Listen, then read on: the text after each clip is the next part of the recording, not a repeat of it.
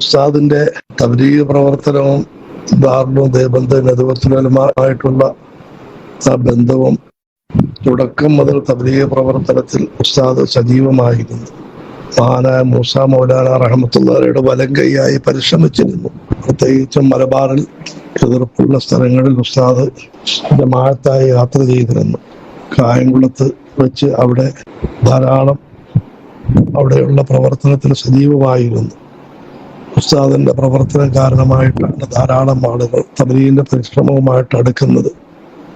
അതിൽ സ്മര്യ പുരുഷനാണ് ഓച്ചിറ ദാറുൽ ഉലൂമിന്റെ സ്ഥാപകൻ ഡോക്ടർ അഹമ്മദ് കുഞ്ഞ്. അദ്ദേഹത്തിനെ ഉസ്താദ് തബ്ലീഗ് പ്രവർത്തനവുമായിട്ട് ബന്ധിപ്പിക്കുകയും ശിഷ്യന്മാരെ നിരന്തരം അയച്ച് അരിയാല മൗലവി, അബ്ദുസ്സലാം മൗലവി, അബ്ദുൽ ഷുക്കൂർ ഇവരെല്ലാം വിട്ട് നിരന്തരം ഡോക്ടറെ പ്രവർത്തനത്തിൽ കൈപിടിച്ച് നടത്തുകയും ചെയ്തു. ജീവിതാവസാനം വരെയും തബ്ലീഗ് പ്രവർത്തനത്തിനോട് വലിയ മതിപ്പും വലിയ ബന്ധവുമായിരുന്നു. അതുപോലെ തന്നെ ഉസ്താദ് ദേവബന്ദ് ഉലമാക്കളുമായും അഭേദ്യമായ ബന്ധമായിരുന്നു.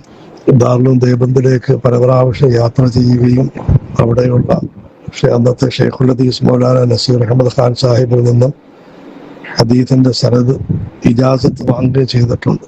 തബ്ലീഗിനെ പറ്റിയും ദേവബന്ദ് ഉലമാക്കളെ പറ്റിയും ദക്ഷിണ കേരളത്തിൽ ചിലർ അപരാധങ്ങൾ അധികമായി പ്രചരിപ്പിച്ചപ്പോൾ ഉസ്താദിന്റെ നേതൃത്വത്തിൽ കായംകുളത്ത് ഒരു മഹാസമ്മേളനം സംഘടിപ്പിക്കപ്പെട്ടു. അതിൽ നൂഹ് മൗലാന, അബ്ദുൽ ഹക്കീം മൗലവിയുടെ, അബുൽ ഖൈർ മൗലാന ഇവരുടെ എല്ലാം പ്രഭാഷണം ക്ലാസ് വളരെ ഉജ്ജ്വലമായിരുന്നു. അതിൽ ഉസ്താദ് ദേവബന്ദ് ഉലമാക്കളെ എതിർക്കുന്നത്, അല്ലാഹുവിന്റെ ഔലിയാക്കളായ ദേവബന്ദ് ഉലമാക്കളെ നിന്ദിക്കുന്നത് അന്ത്യം മോശമാകാൻ കാരണമാകുമെന്ന വികാരത്തോടെ പ്രസ്താവിക്കുകയുണ്ടായി.